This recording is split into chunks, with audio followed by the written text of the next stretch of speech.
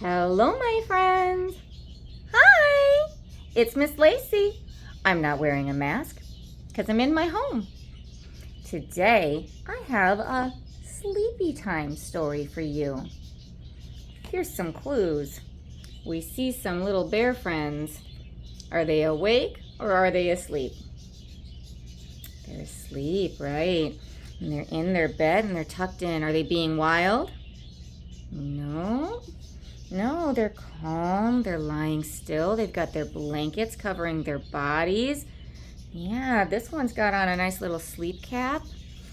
Yeah, it's called Peace at Last. It's by Jill Murphy. But before we get started, would you like to say hi to Mr. Wayne Bissey? Yeah? All right, hold one moment. Everyone say, hi, Wayne. Bye, Wayne. Peace at last. Let's see what this is about. Peace at last. Uh-oh. This friend is not tucked in. They're wearing their pajamas and they've got their pillow covering over their ears. Ooh. I wonder. And here we've got a nice starry picture of nighttime. Here's a kitty. Hi, kitty. Looking at the moon. Peace at last. We got another picture giving us more clues. Looks like we got some sleepy individuals. The hour was late. So the hour, that's the time of night it is. It says it's late now. You see that the moon is out, the stars are out. There is an owl. They usually come out at night. You see it's dark. And we see one light on here. This is nighttime, right? Yeah. Mr. Bear was tired. Mrs. Bear was tired. And Baby Bear was tired. So they all went to bed. That makes good sense. If you're sleepy, it's time to go to bed, right? There they go. Now they're not necessarily being extra safe right now. I see that Baby Bear is climbing all over Mom while they're trying to walk up those stairs, and that's not very safe. If they fall, they're falling together. So maybe next time Baby Bear should use his legs, right? Safety first, always. He doesn't need to be carried. Mrs. Bear fell asleep. Mr. Bear didn't. Uh-oh, I wonder what happened. What do you think? What do you think happened? He's got his eyes wide open. Mrs. Bear began to snore. Do you know what snoring is? That's when someone's having a hard time breathing properly and they start making sounds in the back of their nose. And a lot of times they have to open up their mouths so they can get more air in and make a sound. That's kind of hard for people to relax next to sometimes because it can get pretty loud and a little scary sounding. You can't help but wonder, is that individual okay? Snore, went Mrs. Bear. Snore, snore, snore. Can you make those snoring sounds? Can you do that little like a piggy? Let's do that together. Let's do 3 snores. It's crazy, right? It's so silly, but not very relaxing to hear. Oh no, said Mr. Bear. I can't stand this. So he got up and went to sleep in Baby Bear's room. He's trying to find some quiet place to sleep because Mom is just making so much sound. Baby Bear was not asleep either. Oh goodness.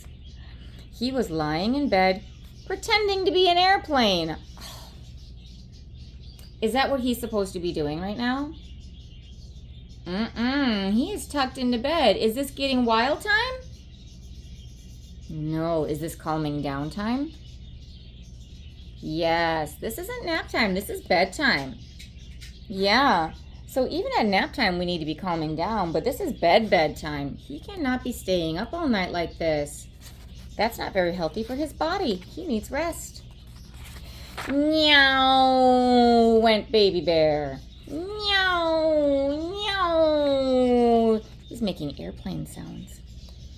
Ugh, I can't stand this, said Mr. Bear. So he got up and went to sleep in the living room. Oh gosh, this poor man is so tired. He's had a very long day and he would really like to rest, but so many in his family are making so many sounds. It's really hard for him to calm down. When we try to calm down, we find it helpful to have some music playing, yeah, and to make sure that no one else is making sounds, but the music really helps. Maybe sounds of gentle things like rain falling, that can help. Tick-tock went the living room clock. Tick-tock, tick-tock, cuckoo, cuckoo. Oh no, they've got a cuckoo clock. This is a clock that has like a little machine inside. So when it comes certain times, a bird, sometimes there's other objects, but usually it's a bird, they pop out and they make a sound to help you know what time it is. And that's fine for when it's daytime, but when it's nighttime and you're trying to relax, do you want to hear a pretend bird making all those sounds? No. Oh no, said Mr. Bear. I can't stand this. So he went off to sleep in the kitchen. Oh, this poor bear. He is trying to come up with all of the right ideas of places that he can be in quiet, right? Where there's not supposed to be any sounds. He wants to rest. He is sleepy. Drip, drip went the leaky kitchen faucet. So now he's feeling sensitive, isn't he? He's hearing other sounds now and his ears are just listening to everything. Is he having an easy time calming down? No. Now he's just listening to every random thing and that's all he can focus on. Went the refrigerator. Yeah, well, that refrigerator can't help making that sound, can it? And the water dripping, well, maybe we need to fix that faucet, but that's not a job for right now, is it? He tried having a snack, but that's not helping. I can't stand this, said Mr. Bear. So he got up and went to sleep in the garden. So he can't find a peaceful place inside his house, so he's going outside. Oh my goodness, he must be desperate. I wouldn't want to be going out there. That's where all the bugs and things are. They might try to take a chew on him. Well, you would not believe what noises there are in the garden at night. Too-wit, too-woo, went the owl. Snuffle, snuffle, went the hedgehog. Meow, sang the cats on the wall. Oh no, said Mr. Bear. I can't stand this. So he went off to sleep in the car. Well, I probably would have chosen the car before I chose laying out there on the lawn, but I guess he was trying camping. Yeah, it's not these animals' fault. They're all nighttime animals. They like being awake at night. They're just talking. It was cold in the car and uncomfortable. But Mr. Bear was so tired that he didn't notice. He was just falling asleep when all the birds started to sing and the sun peeped in at the window. Oh goodness, how long has he been awake? Tweet, tweet, went the birds. Shine, shine, went the sun. Oh no, said Mr. Bear. I can't stand this. So he got up and went back into the house. It was so late when he got started trying to sleep. And he's been up and down and up and down and up and down. If the sun is starting to come up, is it still nighttime? No. Morning time is starting to happen now, isn't it? Yeah, instead of finding a way to cover up his ears and get settled, he has just been getting up and down and up and down, and now he has used up all of his nighttime. He has been using up all of his resting time. He was not being healthy, helpful, or calm, was he? In the house, Baby Bear was fast asleep. And Mrs. Bear had turned over and wasn't snoring anymore. Sometimes that helps if you're having a hard time breathing. If you just roll over onto your side, that can help. Maybe it'll clear out one little nostril so you have an easier time.